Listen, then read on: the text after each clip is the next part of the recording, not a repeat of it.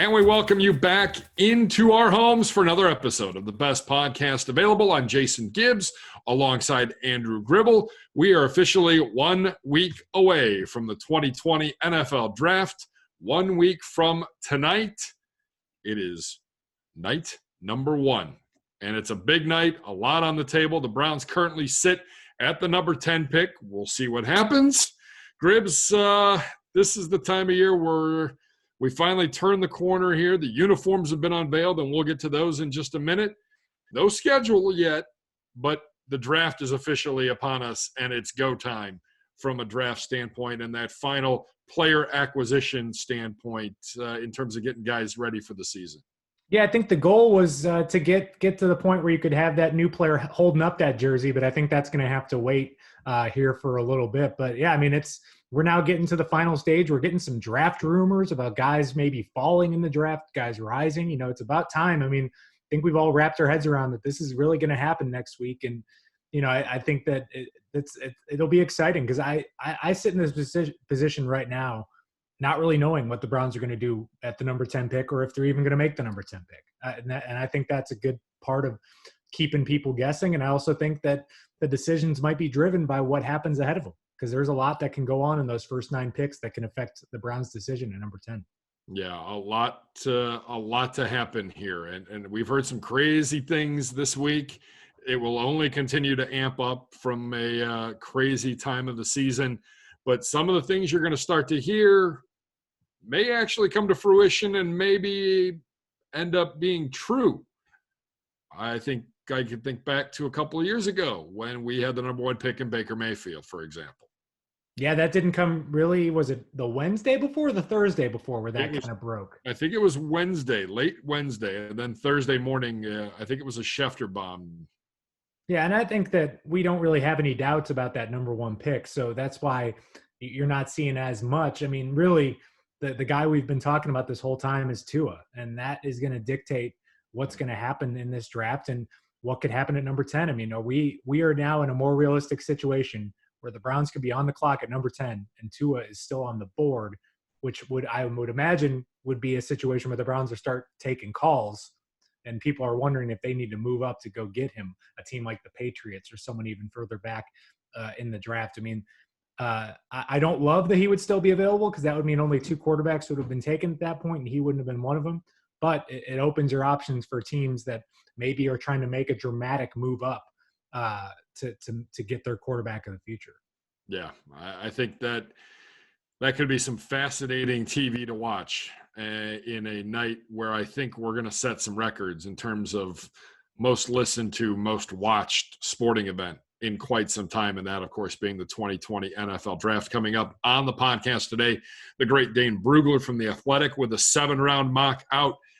We'll talk to him about that. Gribble had a chance to sit down with him and go through that and talk about some of the guys whose stock is up, maybe some of the guys whose stock is falling 1 week out from the NFL Draft. In addition, Brad Melland, our good friend, our coworker, and the director of equipment operations with the Browns, will join us along with Luke Ott, the national sales manager from Rip-On Athletic, to talk about the jersey release and the new jerseys and the process that goes into it behind the scenes from an equipment side of things in transitioning everything from the old to the new. So we're looking forward to that. A lot on the table. Let's get to the one piece of news that we didn't talk about, Gribbs, earlier in the week, and that is the ESPN NFL Network joint venture. Trey Wingo will host all 3 days from ESPN. Everything will be held in Bristol because they don't have a mandatory stay-at-home order. Mel Kiper remotely, Louis Riddick remotely, Booger McFarland, Rich Eisen, Daniel Jeremiah, Michael Irvin, and Kurt Warner. That's the crew, along with Susie Colbert conducting the remote player interviews, Morton Schefter, part of the event as well. So a joint venture, NFL Network, ESPN, something we've really never seen before, and a star-studded cast as we get ready for the NFL Draft. Yeah, it's going to be a test of everyone's respective internet strength and making this thing go off. But maybe you can answer this better than I have. I really haven't watched any TV since in this quarantine, like traditional TV. I've not watched sports TV. I've not watched any of that. I'm on Netflix and whatever it is like that. How are these other studio shows operating right now? Is it just going to be more of the same, or will this be different in your opinion? No, it's going to have to be different. I mean, it's in people's homes, and Yeah. you've got to figure out. Louis Riddick, I saw a tweet from him the other day, and it had a picture of him working in his study, and he said, "There'll be a camera in here, and there'll be lights, and I'll have it all figured out, and we'll be working business as usual." And I mean, a show like Good Morning Football just got back up and running on the NFL Network this week. In terms of operations wise, they needed a few weeks to figure out exactly what they were going to do and how they were going to bring content to people. So I would have feel like there are a lot of people that make a lot more money than us. Maybe they make what we make, that are in charge of working 24/7 to bring both networks together as one. And it's going to be interesting. I mean, you're going to have the commissioner announcing picks from his own basement on night one.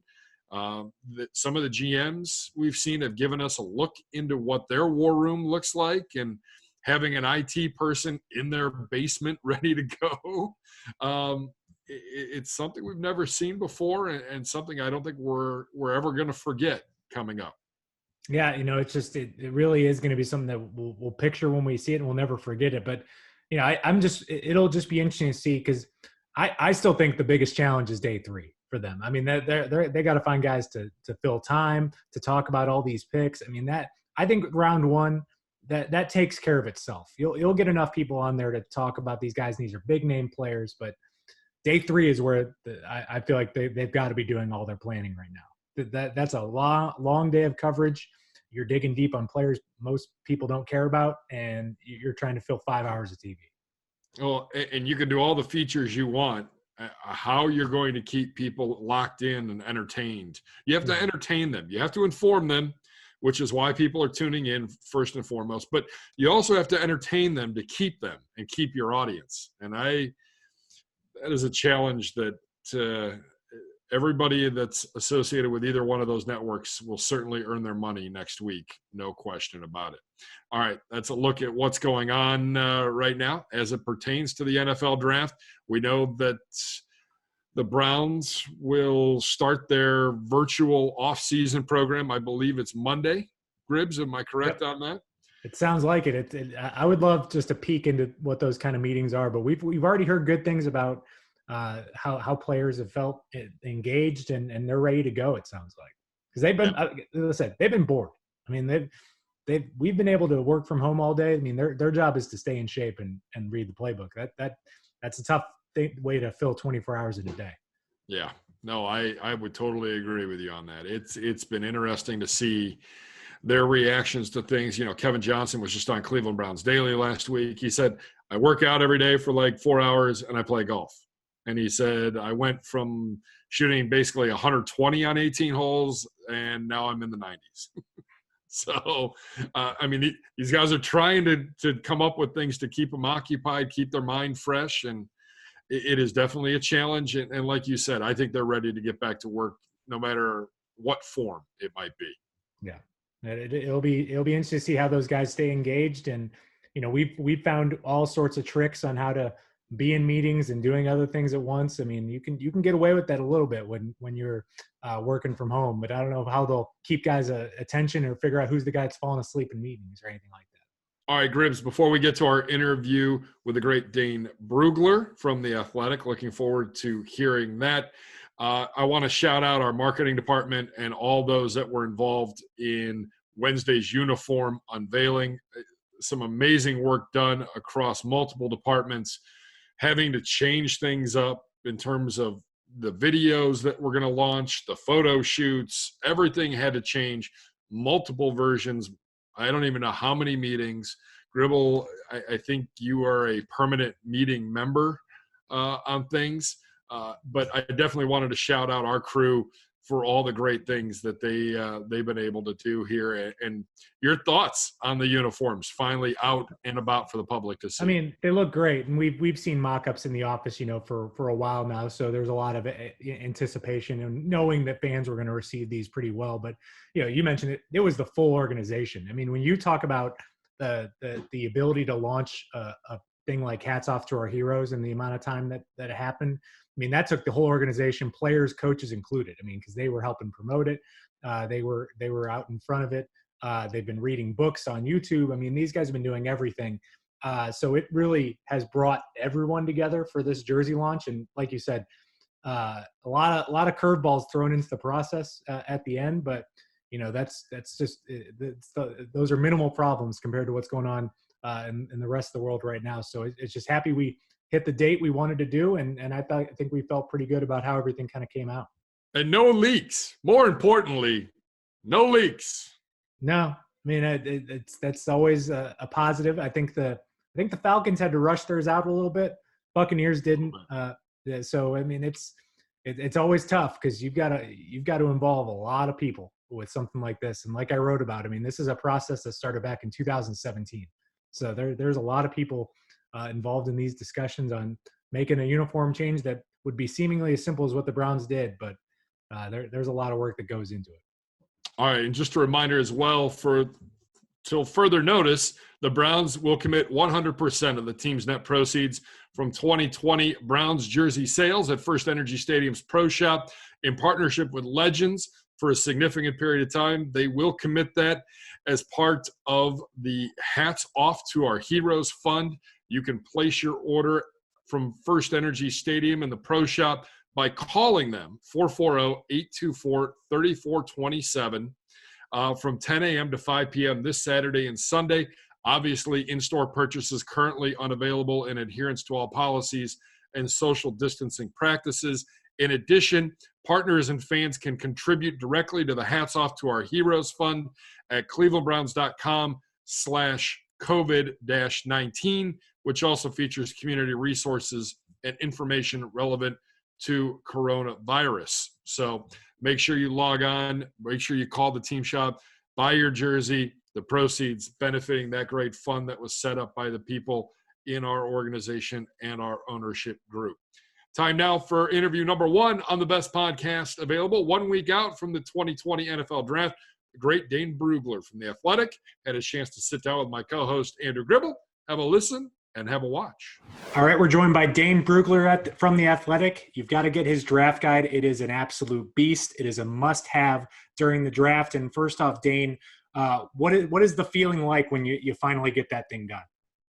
Oh gosh, it takes 10 months to finish. So when you finally put it all together and send it off, it's a great feeling. But it's tough because you don't know when to cut it off, because there's always another game you can watch. There's always another player, from Division III in Iowa that you just do I have time to just get this one last guy in there? And so you have to cut it off at some point. And so it's a little bit of anxiety doing that.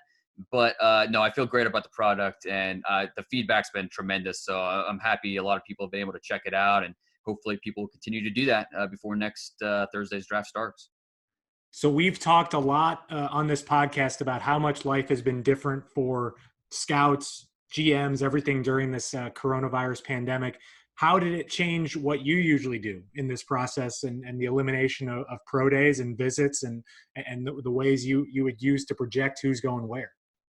Right. And not to make light of the situation, but I usually do quarantine myself in the month of March anyways. And so that's something that was not too uncommon for me, except having my 3 and 4 year old and my wife, who's a third grade teacher, having everybody at home. So that was definitely an adjustment to everything. But, I know we have it pretty good compared to a lot of people who are struggling. But, it's something that is very different. And the scouting process, a big chunk of it is the tape, and that happens all in the fall. Area scouts are on the road. They're visiting the campuses. They're seeing these guys in practice and in games. That's where a bulk of the scouting is done. But there's no question there is a piece of the scouting puzzle, several pieces that happen this time of year, the month of March and then into April. And the big part of that, besides just the pro days, are the 30 visits that, each team has the opportunity to invite 30 players to their facility. And that's a great opportunity for the coaches, for everybody on staff to get to know the player better, not just as a player, but as a person. Does it fit your culture? Does his football mentality match up with what you're looking for? It's just more of a one-on-one interview that's really important when you're trying to figure all these players out. And so from an outside perspective, it also helps when you're trying to do a mock draft and you're trying to figure out, okay, where are these players going? You can kind of see the breadcrumbs with who's inviting who to, there are 30 visits, because you only get 30. So you can't waste them on someone that you're not interested in as a smokescreen. So if you use those 30 visits, you're interested in that player. So not having that this year puts some teams at a disadvantage, but all the teams you're working under the same parameters. So it's just a different process this year that teams are having to work through. Could this be an empowering moment for some scouts? Because it feels like their evaluations could mean a lot more. Because I just don't know how much you can put stock in these FaceTime calls as opposed to the actual visits that used to be happening.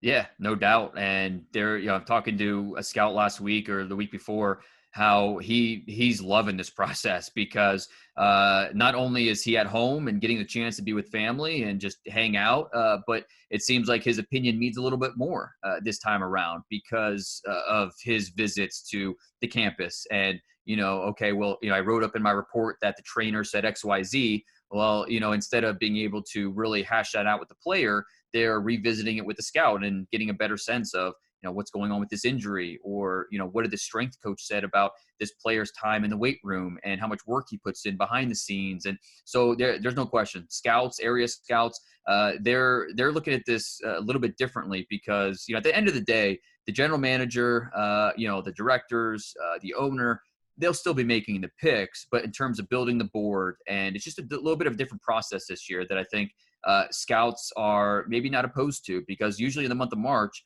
they're on the road still. They're visiting pro days and getting times, and it could be a very daunting, exhaustive process that this year they don't have to worry about. So earlier this week, you dropped your 7-round mock draft, and we've talked to others on this podcast about doing 7-round mock drafts. Do you have a process that you go through on getting down to all the way at the bottom, or is it really easier because you've been digging into all these lower level prospects through the entire process?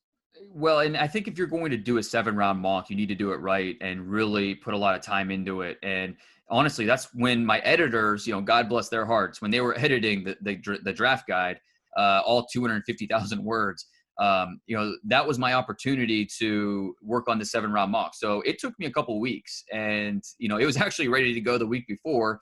And then the Texans decided, hey, let's make a trade. Let's add Brandon Cooks, and that kind of screwed things up. And I probably said some words I can't repeat, and I had to redo it. And it's tough because when you make a change in the second round, there's a domino effect that changes everything else. And so I reworked it over the weekend and released it. And so it's something where, okay, the Browns, they need a safety or a linebacker. And it's not like I just go to my rankings and say, okay, well, the 4th best linebacker is taken, so here's the 5th best linebacker. You try to really put thought into it. And in the past, that's where the 30 visits. And, okay, the Browns had a linebacker coach at Texas Tech. So, okay, Jordan Brooks, maybe there's a connection there. You try to follow the breadcrumbs. This year, we don't necessarily have that. We're going off of FaceTimes and things like that, and going off of who met who at the combine, and trying to follow the fewer breadcrumbs that we have. So it's a little tougher this year, but still listening to the gossip, listening to the rumors going around, the different draft buzz, that's what's talking, listening to or talking to people in the league, and what different sources are saying. So a little bit different this year, but still trying to match up not only scheme, but culture, understanding what certain teams are looking for, following draft trends. And so all of that goes into doing the 7-round mock and trying to project all 255 players. Now you've got the Browns at number 10, holding pat, taking Mekhi Becton, the tackle out of Louisville.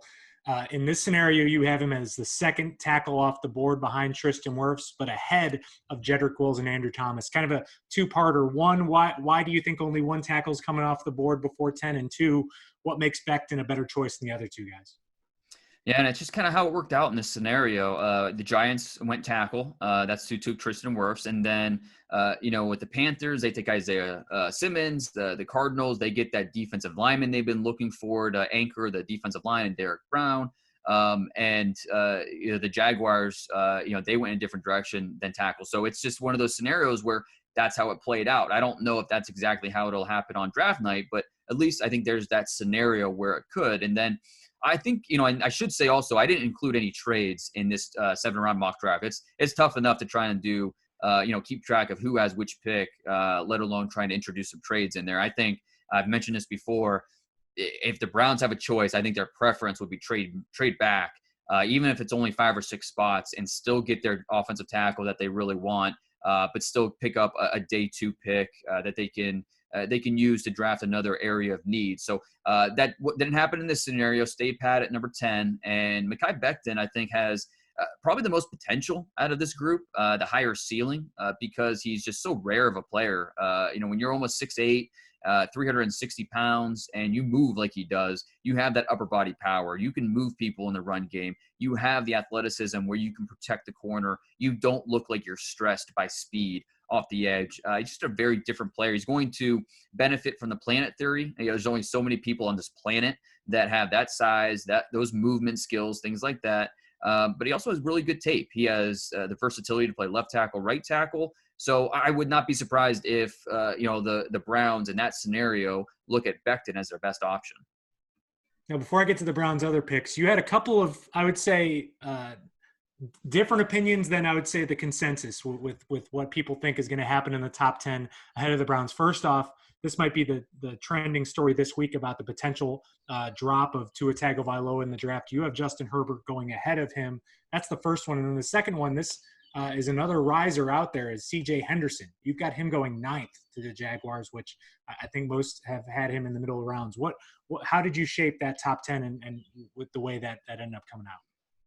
Yeah, and I think when I was leaving the combine and talking to teams about, okay, well, how Tua's medicals go, I received kind of the same responses. They were all, cautiously optimistic, but none of them were like, oh, he nailed it. We're good, perfectly fine. There's a level of uncertainty there, and that's where he might still go 5 or 6, or in that top 6 range. There's still a very good chance he could. He could be the second quarterback drafted. It just comes down to, and I think this will be the storyline of the first round, is Tua and where he ends up. And we just don't know how each team, their comfort level, their appetite for risk, and what their medical staff is saying about Tua's injuries. Not only his past injuries, but his future potential for injury and how his body's going to hold up. So that's something where each doctor is going to have their own opinion, each training staff, each team, they could receive the same medical info, but then have differing opinions about whether or not he's worth the pick, just based on their appetite for risk. So trying to project Tua is just really, really impossible, and it's just really tough at this point. But I still think there's a good chance he goes top 6, but it wouldn't be surprising if Herbert goes ahead of Tua, and it just comes down to risk versus reward. And I think Tua is a better player, higher reward, but Herbert has a lot less risk. And so it just comes down to each team and whether they're willing to pull the trigger there. And it will be really interesting to see how it plays out, especially if Tua falls out of the top 6. If that happens, it's anybody's guess where he falls. With it Jacksonville at 9, would they be interested? Gardner Minshew, they're kind of moving forward with him for a year. And then if he gets past 9, the Raiders at 12, could the Patriots be interested at 23? There's so much intrigue with Tua, and especially if it's gets out of that top 6, things will really start to get interesting with where he's going to end up. So, I think when you look at C.J. Henderson as well, most people believe Jeff Okudah, the top corner, he's the prototype, which you're looking for with the size, the length, his ability to cover up and down the field. There's a lot to like about Jeff Okudah stepping in and competing for a number 1 corner role on an NFL roster. And C.J. Henderson, he's not too far behind. My main issues with C.J. Henderson is he's not a very good tackler. And, you don't need your corners to be all pro tacklers. You just need them to be reliable. And he's not there at that point yet.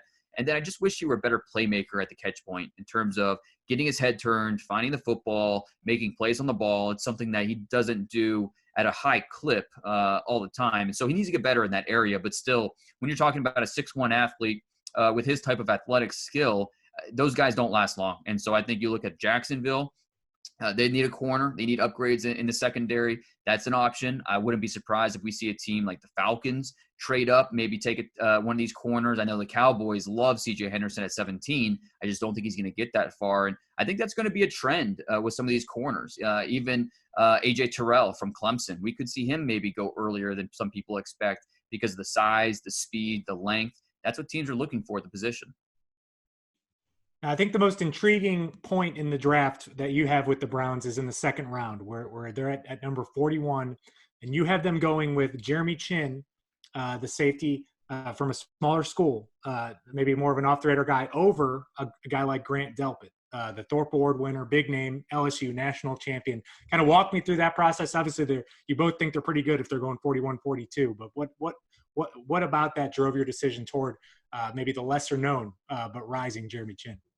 Yeah, and I think it probably just comes down to preference, kind of like these tackles. I don't think there's a clear consensus better guy. It just comes down to, you have to look past the decal. Obviously, if all things are equal, you probably are leaning towards the LSU player compared to the Southern Illinois player, just because you've seen him do it against top competition week in, week out, where Jeremy Chin at Southern Illinois doesn't necessarily have that playing at the FCS level. But I think some things with Chin that really intrigue teams, first of all, the versatility. He actually started at corner for a couple games last year as a junior. So he has that experience where he's a rangy player, can run the alley, but can also drop, be a single high player, can play man coverage. The 6'3", 220-pound body, he looks the part, and he's been productive. He had at least 3 interceptions in each of the last 4 years that he was at Southern Illinois. So a lot to like about Jeremy Chin and how he fits at the next level. Just there's a little bit of projection there because he is coming from a lower level, where with Grant Delpit, he does have that big brand on his scouting report coming from the SEC, coming from LSU. But, you look at some of the missed tackles, and that's going to be an issue for a lot of teams, especially when, you're the safety, you're the last line of defense on several plays. And if you're not able to make the tackle, the open field tackle, that could lead to points. And so that's going to be a sticking point for a lot of teams. Grant Delpit could still go first round, somewhere in the late first round, just because he does have the cover awareness. He has the range, the size, the ball skills. There's a lot of things to like about Grant Delpit. It's just not everybody's going to have that first round grade on him because of the poor tackling and because of some of the injuries he had this past year. Now, with the remainder of the Browns picks, you hit a lot of positions that I think we've talked about a lot on this podcast because they're positions of need. You've got linebacker, edge, wide receiver, corner, tight end. I mean, you don't have to go over all these guys that you've identified, but what about those position groups make sense for the Browns in the later rounds, and are they getting good value in those rounds with those positions? Yeah, I think so. And I think this, to be honest, I think this draft works out really, really well for obviously you want to draft for talent, not necessarily need, but I think this draft really plays out fairly well when you talk about both need and talent, because if they do end up going tackle in the first round, safety in the second round, because I think tackle, that's the sweet spot for in the first round. The second round, sweet spot's going to be safety. We're going to see 4, maybe 5 safeties going to second round. And then I think linebacker is a position in the third round that I think provides a lot of depth, whether it's Akeem Davis-Gaither from App State. I have Jordan Brooks going to the Browns in the third round. He might go earlier than that. He could go in the second round. I think Logan Wilson from Wyoming, one of my personal favorite players in this draft. So I think linebacker provides excellent depth on day 2, a lot of different directions they could go. I think the edge rusher position, if they want to go add some more depth on the edges, Trevis Gibson from Tulsa, the guy that was really productive, performed really well at his pro day, one of the few pro days that actually happened. They could look at that direction in the third or the fourth round. And if they want to add some more wide receiver depth, I think this is the draft to do it, because you're going to have third round receivers go in the fourth round receivers go in the fifth, just because of the sheer volume of talent in this class. It's just there's not enough spots for them all to go where they should. And so teams looking for value at the position where they don't necessarily have to address the position in the first 2-3 rounds, but if they want to add quality depth, they can end up getting some pretty interesting values on day 3. And I think that's what I have them doing in the 4th round, taking Donovan Peoples-Jones from Michigan, who is a freak athlete, almost 6'2", 215 pounds, ran well, jumped outstanding, 44.5-inch vert. There's a lot to like about Peoples-Jones as a talent. Never had a 100-yard receiving game at Michigan, which is obviously a red flag. The production was not there, but I think there are a lot of factors that go into that. He's still a really good talent that in the 4th round, that's the type of guy that you take a chance on. So I think on day 3, if they want to gamble on a receiver, gamble on a corner, I also have them taking John Reed at Penn State. That would make some sense as well. A very good, undersized, but a very good athlete who can play on the outside, play on the inside. So I think the Browns are set up well in this draft. All right, I'm going to end on this because I know whenever we ask this question, we're like, who's going to be the Aaron Rodgers of this draft where they're waiting in the green room, or who's going to be the Brady Quinn? We don't have a green room this year, so we won't have that kind of drama. So I won't use quarterbacks. Who's going to be the Cleveland Farrell of this draft that goes way higher than anyone expects? And then who is going to be the Reuben Randall of this draft that just falls way farther than anyone would have maybe anticipated? Okay, well, the guy that would go higher, I think we already talked about him, was C.J. Henderson. I think, we're not talking enough about him as a top 10 player in this draft. And I think when you look at the cornerback position, it's arguably a top 3 position on your roster behind quarterback and edge rusher. Some might even argue it's at number 2. So if you find an athlete that is 6'1" with length that can run, and talking to C.J. Henderson's high school coaches, they said he's a better track athlete in high school than he was even a football player. So there's a lot of ability there. And so I think because of those reasons, C.J. Henderson could be that player that goes a lot higher than people are talking about. And then a player that might drop a little bit, I think part of this, I think there's a few different answers here. Part of it is the position they play, looking at running back. I think for a lot of mock drafts, they have DeAndre Swift really high, Jonathan Taylor really high. It's just hard to find those landing spots in the 1st round for those backs. And so I think we could see DeAndre Swift fall out of the top 40. Jonathan Taylor, same type of thing, just because we don't have those obvious landing spots. And if we don't have some trade-ups, then that's where I think the backs could suffer a little bit. And for a team looking for a running back in the 2nd round, I think they're going to get some excellent depth at that point. And then I'd mentioned Javon Kinlaw, the defensive tackle from South Carolina, as a player who the talent is there. It's just there seems, there's some medical stuff going on. It's more potential than production. He only had 6 tackles for loss last year. I think most people would argue he could be a top 10 talent in this class, and he might end up being in that top 10 on draft night, or even when we look back at this draft as being maybe one of the top 10 players. But there's still some doubt out there about the medicals, like I said, and the lack of production. And is he going to reach his ceiling as a player? And so because of that, maybe he does fall outside the top 20 picks or something like that. I think that's definitely a possibility that maybe we're not talking enough about. All right, Dan, we've already got our copies of The Beast. I know our diehard listeners do too, but how do people get their hands on one before the draft? Just be a subscriber to The Athletic. And, if we've got yearly subscriptions, monthly subscriptions, we got a free trial going on right now. So all you have to do is sign up. And, if you like the NFL draft at all, I promise you won't be disappointed. That's the easiest sell I can make. It's got everything you want in there. We might not agree on every player. I'm not going to peg every player right. That's not my goal. My goal is just to do the most research possible to let you know exactly who each player is. And so when the Browns draft a player you've never heard of in the 6th round, you can go to the guide, find out exactly everything you need to know about him. That's the goal every year with the draft guide. And so hopefully people check it out, and I think they'll like what they have to see. Thanks again to Dane Brugler. He will join us throughout the week next week. And, of course, we'll recap the draft with us on the best podcast available in the week or two leading or after the 2020 NFL Draft. I'm Jason Gibbs alongside Andrew Gribble. Gribbs, your biggest takeaways from Mr. Brugler here today, 1 week out from the draft. I know he didn't project it, but I think he is of the belief that Tua could be on the slide. And for him to have Justin Herbert going ahead of Tua indicates that. And another thing that maybe caught me by surprise a little bit was the picking, because we've heard his thoughts on Jedrick Wills before. Him going with Becton over Jedrick Wills kind of surprised me a little bit. And I think we truly have no idea how the Browns or any team ranks these 4 big left tackles in the draft. But an endorsement for Mekhi Becton, even though I believe we've had Dane on before telling us that Wills is his favorite guy in the entire draft. So I'm wondering what he's hearing behind the scenes that makes him think that Wills will go third among the four.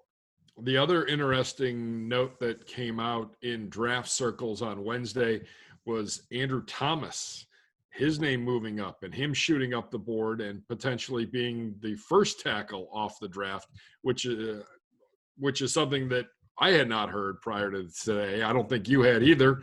And I don't know if that's an agent hyping up or a team trying to float that out there, but some interesting things coming out as it relates to Andrew Thomas. Yeah, I would say he's not always the fourth of the four, but he's definitely not usually the first. And he definitely slides more towards that third or fourth range in most projections. But again, it's more of a reflection of, what people really don't know. And I think in most years, Andrew Thomas would be the number one tackle in the draft. And I think he played at Georgia, a successful career, looks like a left tackle. I mean, this guy's going to be a good player. So I don't think I would be too surprised. It would just show that us people that make mock drafts for 5 months really don't know what we're talking about. Good news. I will be doing a 7-round mock next week. Rumor has it. Oh, yeah. I believe you might be. I believe Gura will be. Let's just go with that. Yeah. Looking forward to doing that and appreciate Dane Brugler's time on the BPA. Up next, interview number 2, Zagura. Speaking of the devil himself, had a chance to sit down with our director of equipment operations, one of the best in the NFL, recognized by his peers as one of the best in the NFL, Brad Melland, with a few minutes on the equipment changeover and the new uniforms.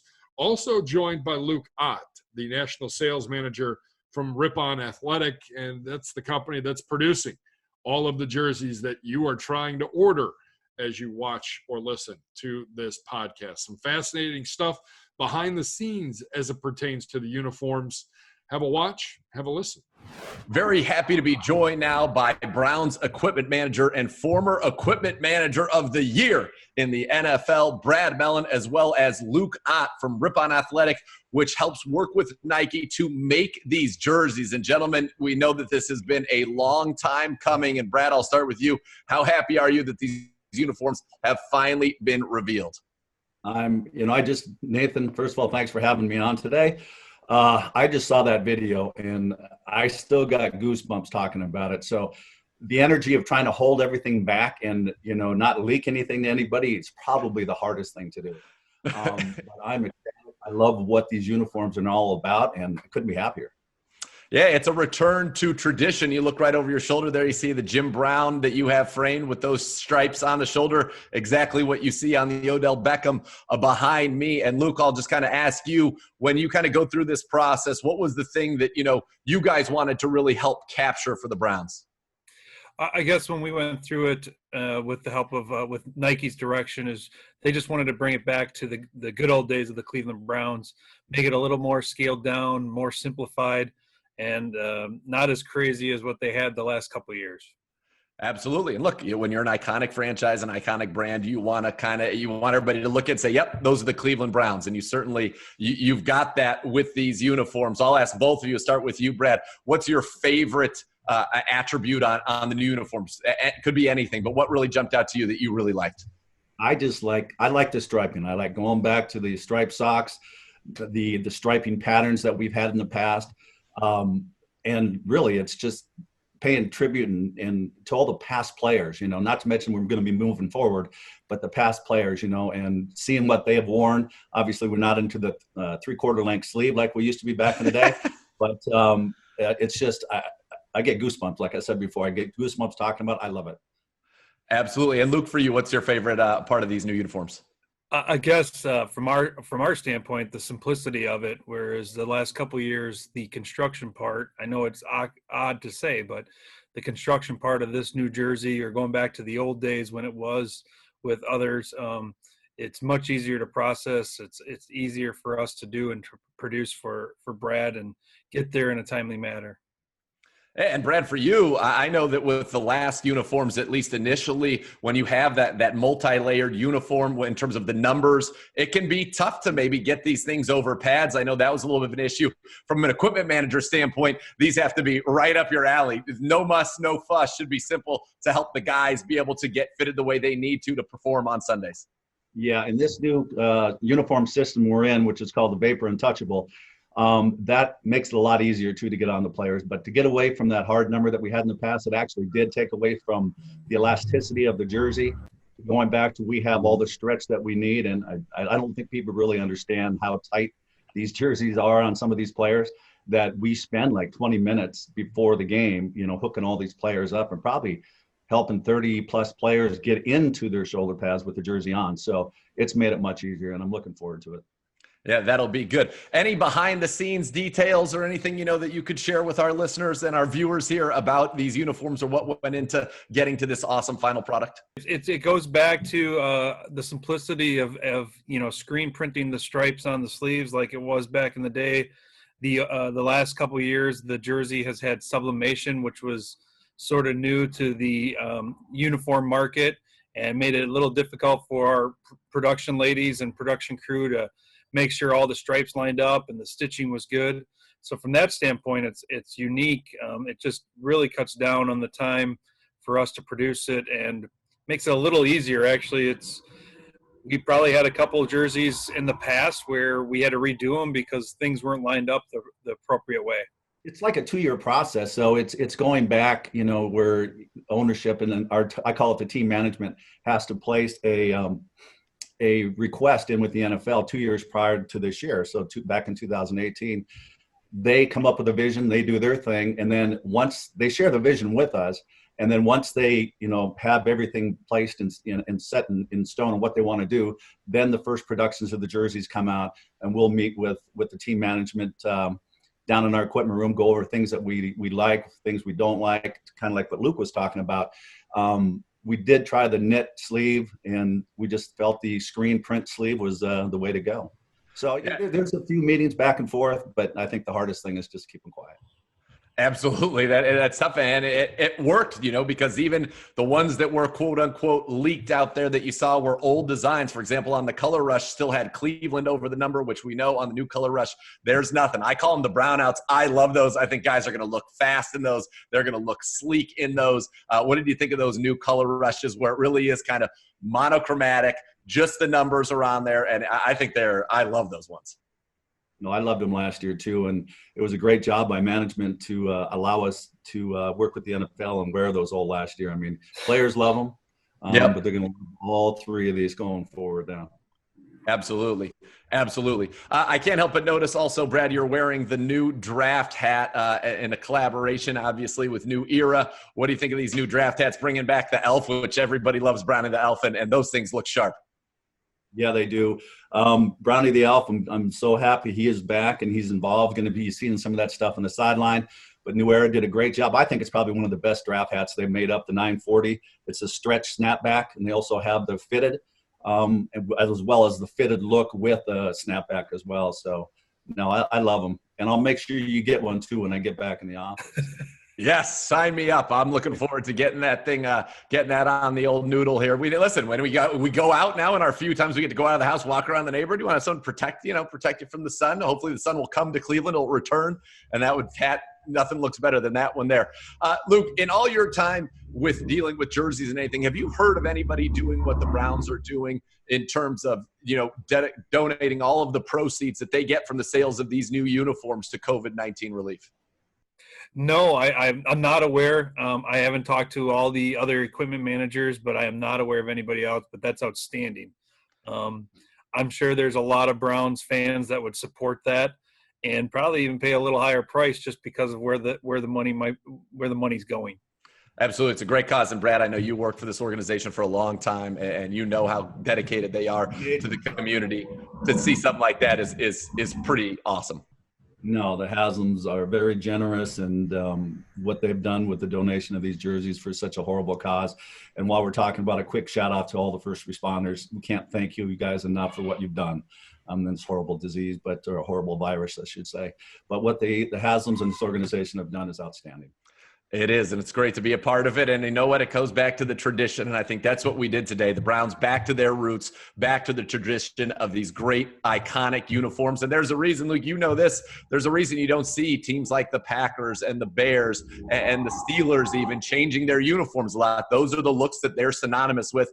The Browns got away from that a little bit, and I think is one of the old teams, one of the classic original football teams, to go back to that look really is a powerful statement. For that video, Nathan, what I really liked was the words that they used, like true to our past, true to our fans, and then true to what we truly are is the Cleveland Browns.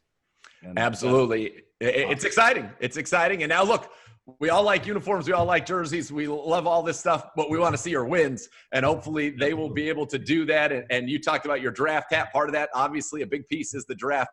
These guys, when they get drafted, though, are going to receive that draft hat as well as one of these new uniforms. And that should be a pretty exciting thing. It's going to be very exciting. You know, this has been a great day, followed up by the draft next week, which that whole team is going to do a phenomenal job. And I'm getting nervous. I want to get back in. I want to get these jerseys made up. And Luke, you know, you're going to have to help me do this now. I know. We know. Yeah, what are the challenges with that? I mean, look, unfortunately, game play is a little bit of a ways off, but I would imagine this has presented some unique challenges in terms of, because, you know, there are a lot of teams that are releasing new uniforms. And I remember talking to you, Brad, a year ago about how long it took just to get those color rushes put together. You know, what are those challenges? Something that, you know, obviously everybody's facing challenges, but how has that kind of affected this process relative to, you know, getting these things rolled out because you have so many teams with new looks? Well, I think the main thing is the other gentleman on the line, Luke, Luke, correct me, I don't know how many teams you actually work with, but he is going to be responsible for really doing all our brown jerseys completed, and all these aren't going to come in blank like they usually do, because normally we have our seamstress, Becky Zielinski, who does a great job in the sewing room. But with us being away, we'd be producing these as soon as we start getting them in now. But without being able to be in the facility, I've got to lean on Luke to get everything done. And so he's probably going to do all 180, because every player has a backup jersey. Yep. So once we get into training camp, all players we're going to have 2 jerseys of white per player, 2 jerseys for brown. That's 360 jerseys right there. And he's going to be busy. Yes, Luke. Well, Luke, good luck to you. And certainly we appreciate the efforts in terms of getting all that done for everybody here in these challenging times. Guys, I want to thank you so much for taking time out of your busy days to be with us here and to talk about the new Browns uniforms. Luke, best wishes to you and your family. Everybody stay safe. Brad, can't wait to see you in person again. You and your family stay safe as well. But thanks so much for taking some time and shedding some insight on what I think is a pretty cool day to be a part of the Browns organization and to be a Browns fan. Great day to be a Brown. Thanks, Nathan, for having us. All right. We want to thank both guys for joining Nathan Zagura today on the best podcast available. Brad Melland, of course, our director of equipment operations. Also, Luke Ott, the national sales manager from Ripon Athletic, for his time as well. And again, you can catch this podcast or any of the podcasts we've had leading up to the 2020 NFL Draft by logging on to clevelandbrowns.com or wherever you get your podcasts. Subscribe and like today to the best podcast available. Gribbs, I know you spent some time with Brad Melland and did a little bit of homework into the research going into the uniform unveiling, which has been 2+ years in the making. Anything that stood out to you from the conversations you had with those guys? Yeah, I think generally he's just a really happy feeling to get back to this kind of look. And I think in our conversation, it was a reflection of kind of the simplicity of the entire process. I talked to a few people at Nike last week and actually with the NFL and working in coordination with Nike. And they kept coming back to how clear cut the process was, because it was basically the Browns came to them with the look they wanted. They kind of made it happen, and that was it. And I think you have to go through a lot of checkpoints in the process. So that's why it takes 2 years. But it really did sound like an ultra smooth process that gave people ultimately a look that they want. And I think that, as J.W. Johnson said to me, and I imagine others, I mean, this was a change. You don't want to be making changes every 5 years to your jerseys. This was a change to not make changes anymore. So this is a look that I think is going to be around for a long, long time. Good. They knocked it out of the park. Well done by all parties involved. That's going to wrap up the best podcast available the final one before draft week. We've got one last best podcast available prior to the draft. And then we'll have a couple in the weeks after as we get to know the rookie class and some interviews with some of those guys. But next week, only one. It'll come out before the draft. It'll be our draft special, including Andrew Gribble, Nathan Zagura, a few other big luminaries as well. We're looking forward to having you join us then. Until then, it's time to start getting a little rest. And by little, I mean rest up for about 24 hours, and then it's full on getting prepared and getting all set up for the 2020 NFL Draft. Thanks to Jeff McDaniel. Thanks to Nathan Zagura for his time. Thanks to Paul Taylor for all his coordination. Want to thank Brad Melland, Luke Ott, and of course the great Dane Brugler. For Andrew Gribble, I'm Jason Gibbs. Thanks for watching. Thanks for listening to the best podcast available.